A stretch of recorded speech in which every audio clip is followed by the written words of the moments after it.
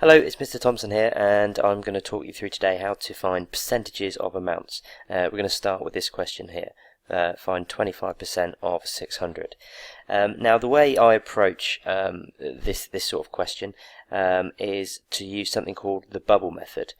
And all we're going to do is we're going to draw ourselves 6 bubbles. 1, 2, 3, 4, 5, 6 here in that sort of formation. So we've got three along the top, 2 here, and then 1 at the bottom. Okay, now the whole idea behind this is that every time we go to the right, we are dividing by 10, and then every time we go down, we are dividing by 2.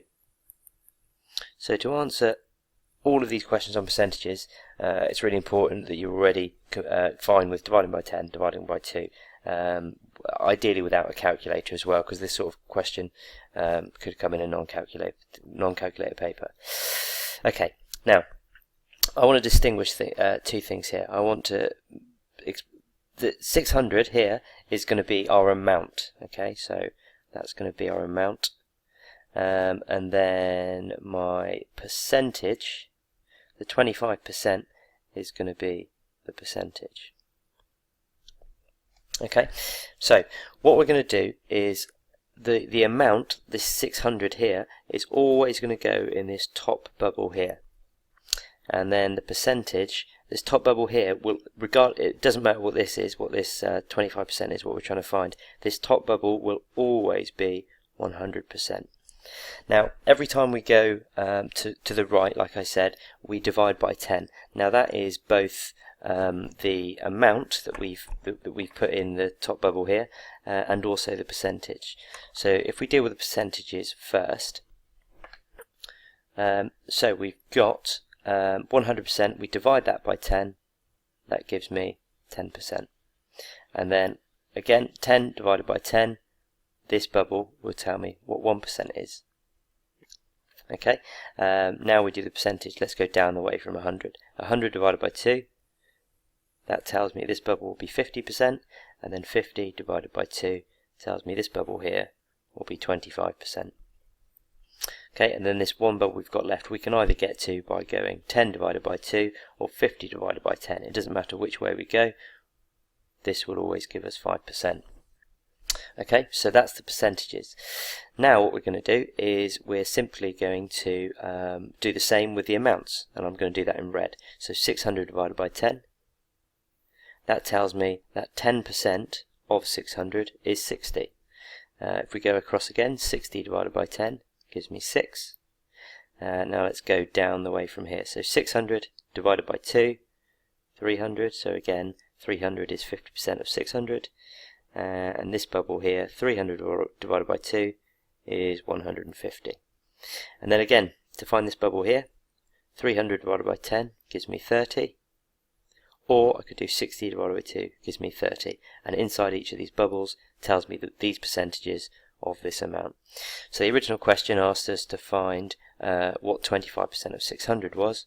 Well, that's one of the percentages in our bubbles. 25% of 600 is 150. That's our final answer. Okay, some of the more difficult questions might involve us using a combination of the different things. So let's say, for example, we were asked to find, let's go for 35% of 600. Okay, now because we've already done all this bubble method, we've done all the hard work. All we need to do is we need to find 2 of the percentages on the outside here that either add up or take away to get 35%. So in this example, I'd suggest using, and it's not by no means the only way, we could do the 25% and we could do the 10%. So if I was to write 25% here and 10% here, if we were to add those up, this would give me my 35%, which is what we're after. So we're going to do the same with the amount. So 25% here was 150. and 10% here was 60. So now all I'm going to do is add these together. 0 plus 0 gives you 0, 5 plus 6 gives you the 11, and then 1 plus a 1 gives you the 2. So that tells me that 35% of 600 is 210. Okay, so what I've got here is an opportunity for you to practice these sorts of questions. So I've made this file on Excel, so there should be a link to it in the description. And what you can actually do is it gives you lots of different questions. You can click New Question, and it changes the question at the top here. So that's 500, 700, etc. And then it's got this blank bubble method for you to fill in. You can't fill it on here, but if you use pen, paper, etc., you can have a go at doing the question.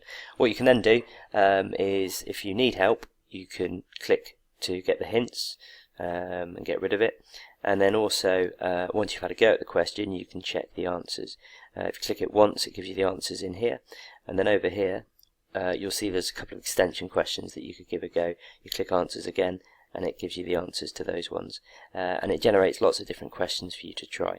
This is the slightly easier one, where none of your answers will be decimals.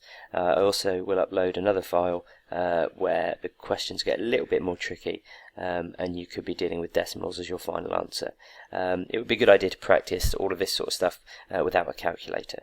I hope that whole thing's been useful, and you've now got an opportunity to go away and practice.